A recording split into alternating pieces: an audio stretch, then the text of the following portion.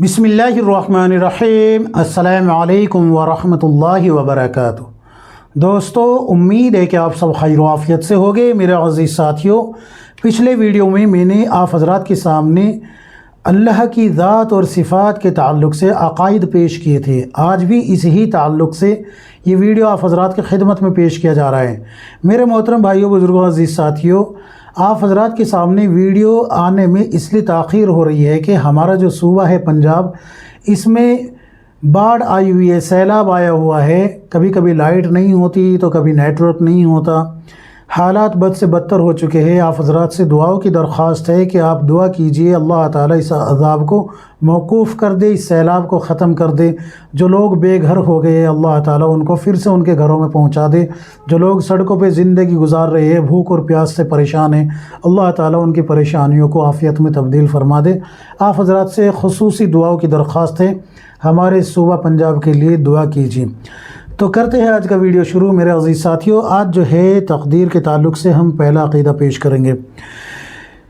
दुनिया में जो कुछ भला बुरा होता है, सबको अल्लाह ताला उसके होने से पहले हमेशा से जानता है और अपने इल्म के मुताबिक पैदा करता है।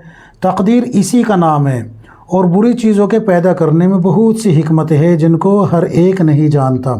ये तक़दीर के ताल्लुक़ से है। बहुत से हज़रात जो है, अल्लाह माफ़ फरमाए, ये कह देते हैं कि मैंने अपनी तक़दीर ख़ुद बनाई है। बहुत से ये कह देते हैं कि तक़दीर क्या माज़अल्लाह ऐसी की तैसी करेगी। तो ये दोनों अल्फाज बहुत ख़तरनाक है। अगर ये वाला है ना कि मैंने तक़दीर अपनी ख़ुद बनाई है, तो भी ईमान ख़त्म होने का ख़तरा है। और ये कहा कि माज़अल्लाह कि तक़दीर क्या ऐसी की तैसी कराएगी, तो भी ईमान ख़त्म हो जाएगा। इसलिए बहुत ज़रूरी है तक़दीर के बारे में लबकुशाई ना की जाए। अल्लाह के नबी सल्लल्लाहु अलैहि वसल्लम की हदीस है, अल्लाह के नबी सल्लल्लाहु अलैहि वसल्लम ने फरमाया कि जो चीज़ तक़दीर में लिखी जा चुकी है वो हो के रहेगी। इसमें यह कहना कि अगर मैं ऐसे ना करता, ऐसे कर लेता तो ये हो जाता, ऐसे ना करता, ऐसे हो जाता, ऐसे कर लेता तो ये हो जाता, तो ये शैतान का एक रास्ता खोल देता है और तक़दीर पे से ईमान हटाने का, तक़दीर पे से अक़ीदा हटाने का, ईमान को हटाने का शैतान को मौका मिल जाता है। तो इसलिए तक़दीर के बारे में लबकुशाई नहीं करनी चाहिए। बस अच्छी बुरी तक़दीर का मालिक अल्लाह है, उसने जो बनाया है, जो हमारे साथ हो रहा है, ये हमारी तक़दीर का हिस्सा है। बंदों के इख्तियार से मुताल्लिक़ बहुत से हज़रात को ये इश्काल हो सकता है कि भाई जब जो है तक़दीर का हिस्सा है तो फिर जो नमाज़ नहीं पढ़ते वो भी तक़दीर का हिस्सा है, जो गुनाह कर रहे हैं वो भी तक़दीर का हिस्सा है। तो उसका जवाब यहाँ दूसरे अक़ीदे में दिया जा रहा है। बंदों को अल्लाह ताला ने समझ और इरादा दिया है जिससे वो गुनाह और सवाब के काम अपने इख्तियार से करते हैं। गुनाह के काम से अल्लाह ताला नाराज़ और सवाब के काम से खुश होते हैं। समझ में आ गई ना। फ़अल्हमहा फ़ुजूरहा व तक़वाहा। अल्लाह ताला ने इंसान के अंदर दोनों अंसर रखे हैं, फ़िस्क़ व फ़ुजूर वाला भी और तक़वा भी। अब इंसान को यहाँ पर इख्तियार दिया गया है कि तुम कौन सी चीज़ इख्तियार करना चाहते हो, तक़वा इख्तियार करना चाहते हो या फ़िस्क़ व फ़ुजूर। ये डिपेंड आपके ऊपर करता है कि आप क्या चाहते हैं।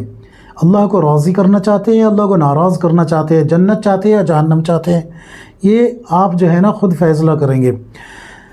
तो ये हो गया बंदे के इख्तियारात के ताल्लुक़ से कि वो अगर नेक काम कर रहा है तो अल्लाह उससे राज़ी होते हैं, और नेक नहीं करता, गुनाह के काम करता है तो अल्लाह उससे नाराज़ हो जाता है। शरीयत के अहकाम से मुताल्लिक़ अक़ीदे। नंबर 1, अल्लाह ताला ने बंदों को किसी ऐसे काम का हुक्म नहीं दिया जो बंदों से ना हो सके। कोई ऐसा काम अल्लाह ने बंदे के हवाले किया ही नहीं कि जो वो कर ना सके। मसलन अल्लाह ने ये नहीं कहा कि तुम आसमान बना दो, अल्लाह ने ये नहीं कहा कि चलो भाई ये ज़मीन है, ये तो मैंने बनाई, तुम एक नई और ज़मीन पैदा करके दिखाओ। अल्लाह ने ये नहीं कहा कि भाई ये जो सारी कायनात के अंदर पानी है, ज़मीनों के अंदर, आसमानों के अंदर, दरिया के अंदर, समंदर के अंदर, ये तो मैंने पैदा किया है, तुम इसके अलावा पानी पैदा करके दिखाओ। अपने पास से कोई असबाब बना के जिसमें मेरी ज़ात और सिफ़ात का कोई दखल ना हो। तो ऐसी कोई चीज़ अल्लाह ताला ने इंसान के हवाले की ही नहीं, उसका मुकल्लफ़ ही नहीं बनाया। ला युकल्लिफ़ुल्लाहु नफ़्सन इल्ला वुस्अहा।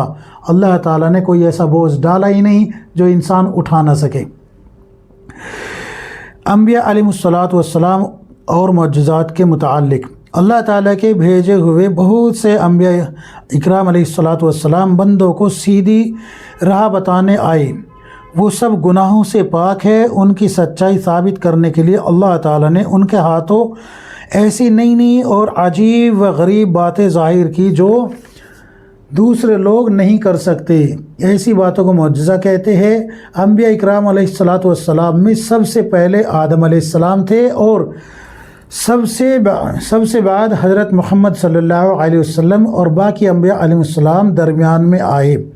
ان میں بعض بہت مشہور ہے، جیسے حضرت نوح علیہ السلام، حضرت ابراہیم علیہ السلام، حضرت اسحاق علیہ السلام، حضرت ایوب علیہ السلام، حضرت موسیٰ علیہ السلام، حضرت ہارون علیہ السلام، حضرت زکریا علیہ السلام، حضرت یحییٰ علیہ السلام، حضرت عیسیٰ علیہ السلام، حضرت الیاس علیہ السلام، حضرت یونس علیہ السلام، حضرت لوط علیہ السلام، حضرت ادریس علیہ السلام، ذوالقفل علیہ السلام، صالح علیہ السلام، حضرت ہود علیہ السلام، حضرت شعیب علیہ السلام وغیرہ۔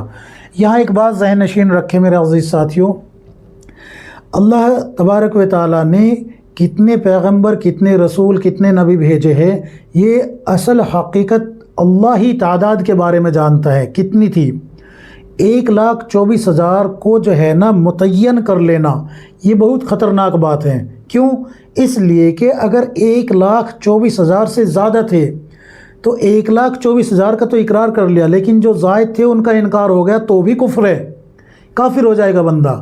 اور اگر 1,24,000 سے کم تھے اور آپ نے 1,24,000 کو تسلیم کر لیا تو غیر نبی کو نبی ماننا بھی کفر ہے، غیر نبی کو نبی ماننا بھی کفر ہے۔ اس لیے بس یہ کہنا ہے کہ میں تمام نبیوں پہ، تمام رسولوں پر، تمام انبیاء پہ ایمان رکھتا ہوں۔ آمنت باللہ و ملائکتہ و کتبہ و رسلی والیوم الآخر، یہ جو والرسل آیا ہے نا تو تمام رسول آئے ہیں، یہ نہیں کہا کہ 1,24,000، تمام رسول، تو تمام پہ ہمیں ایمان رکھنا ہے۔ سمجھ میں آگی نا؟ آگے سمجھ میں۔ اب انبیاء اکرام علیہ السلام کی تعداد سے متعلق دیکھو، ابھی میں نے بتایا نا پیغمبروں کی صحیح تعداد اللہ تعالیٰ نے کسی کو نہیں بتائی، اس لیے یہ عقیدہ رکھے کہ اللہ تعالیٰ کے بھیجے ہوئے جتنے پیغمبر ہیں ہم سب پر ایمان لاتے ہیں، جو ہمیں معلوم ہے ان پر بھی اور جو ہمیں معلوم نہیں ان پر بھی۔ آگے نہ سمجھ میں؟ یہی بات میں آپ حضرات کو سمجھا رہا ہوں۔ انبیاء اکرام علیہ السلام کے درمیان فضیلت سے متعلق پیغمبروں میں بعض کا مرتبہ بعض سے بڑا ہے۔ سب سے زیادہ مرتبہ ہمارے پیغمبر محمد مصطفیٰ صلی اللہ علیہ وسلم کا ہے۔ آپ کے بعد کوئی نیا پیغمبر نہیں آ سکتا۔ جو شخص آپ کے بعد نبوت کا دعویٰ کرے وہ جھوٹا ہے، جیسے مرزا غلام احمد قادیانی نے دعویٰ کیا تھا وہ کافر ہے، اس کا دعویٰ بھی کفر ہے، اور اس کے جو ماننے والے ہیں وہ بھی کافر ہے، اور ان کے ہم عقیدہ جتنے بھی لوگ ہوں گے وہ سب کے سب کافر کہلائے جائیں گے۔ قادیانیوں سے نہ نکاح جائز ہے اور نہ ہی ان کے ساتھ جو ہے قرابت جائز ہے۔ آگے نہ سمجھ میں؟ قیامت تک جتنے انسان اور جن ہیں ان سب کے لیے آپ صلی اللہ علیہ وسلم آخری نبی، آخری رسول، آخری پیغمبر ہے۔ اب کوئی نبی، رسول، پیغمبر نہیں آنے والا۔ حضرت عیسیٰ علیہ السلام چونکہ آپ صلی اللہ علیہ وسلم سے پہلے آ چکے ہیں، اس لیے حضرت عیسیٰ علیہ السلام جب آئیں گے تو آپ صلی اللہ علیہ وسلم اپنی جگہ نبی ہو گئے، اور حضرت عیسیٰ علیہ السلام پہلے سے ہی نبی تھے۔ اب سوال یہ کھڑا ہوتا ہے کہ جب وہ نبی ہے تو کیا ان کی نبوت آپ صلی اللہ علیہ وسلم کے دور یعنی کہ امت میں آنے کی وجہ سے ختم ہو جائے گی؟ تو اس کا جواب یہ ہے کہ بالکل نہیں۔ کیوں؟ اس لیے کہ دیکھو میرے عزیز ساتھیوں، ہمارا ملک انڈیا، ہمارے ملک کا اگر پردھان منتری امریکہ چلا جائے تو ہمارے ملک کے پردھان منتری کو امریکہ کے رولز فالو کرنے ہوگے۔ رولز کیا ہوگے؟ فالو کرنے ہوگے۔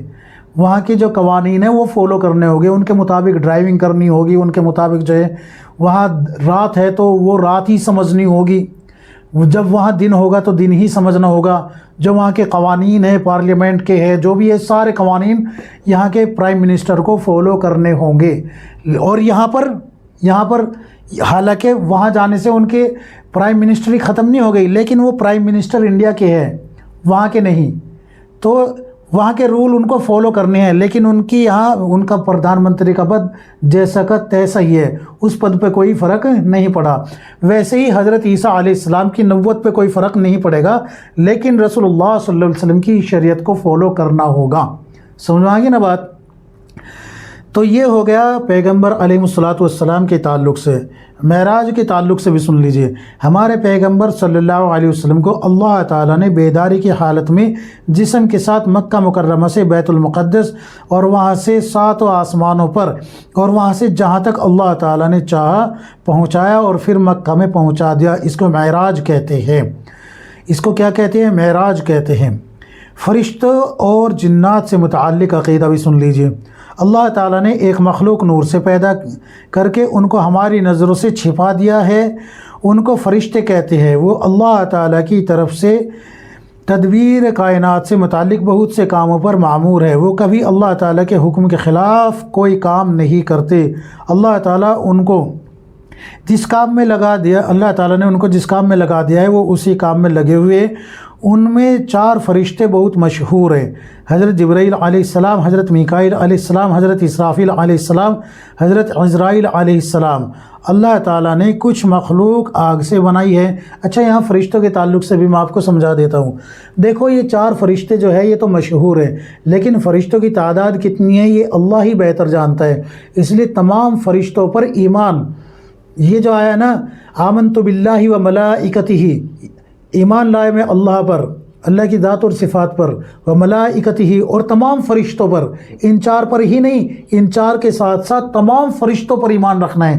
ایک بھی فرشتے کا انکار آئے تو بھی انسان کا ایمان ختم ہو جائے گا، اور کسی غیر فرشتے کو اگر فرشتہ کہا جائے تو بھی ایمان میں خلل پیدا ہونے کا خطرہ ہو جاتا ہے۔ اس لیے ضروری ہے کہ ہم یہ کہیں کہ ہم تمام فرشتوں پر ایمان رکھتے ہیں، اللہ کے تمام فرشتوں پر ایمان رکھتے ہیں۔ تو یہ ہو گیا فرشتوں کے تعلق سے۔ اب جنات کے تعلق سے بھی سن لیجئے۔ اللہ تعالیٰ نے کچھ مخلوق آگ سے بنائی ہے، وہ بھی ہم کو دکھائی نہیں دیتی، ان کو جن کہتے ہیں۔ ان میں نیک و بد ہر قسم کے ہوتے ہیں، ان کی اولاد بھی ہوتی ہے۔ ان سب میں زیادہ مشہور اور شریر ابلیس یعنی شیطان ہے۔ یہ شیطان کیا ہے؟ یہ جنات ہے، سمجھ میں آگی نا، جن ہے یہ، اور یہ دلوں کے اندر وسوسے بھی ڈالتا ہے، لوگوں کو بہکاتا بھی ہے، اور اس کو جو ہے ابلیس بھی کہا گیا ہے اور شیطان بھی کہا گیا ہے۔ تو یہی اصل جو ہے نا تمہارا اور ہمارا دشمن ہے، ایک نفس دشمن ہے اور ایک یہ شیطان دشمن ہے۔ تو آج کی ویڈیو میں بس اتنا ہی۔ انشاءاللہ کل جو ہے نا اللہ نے اگر حالات ٹھیک رکھے تو کل ویڈیو شوٹ کر کے آپ حضرات کی خدمت میں عقیدہ کے تعلق سے ہی پیش کیا جائے گا۔ کل والی ویڈیو میں ولایت اور کرامت کے تعلق سے ہم بات کریں گے۔ اللہ رب العزت مجھے بھی آپ کو ہم سب کو صحیح عقیدہ کے ساتھ کتاب و سنت کے مطابق زندگی گزارنے کی توفیق عطا فرمائے۔ آمین یا رب العالمین۔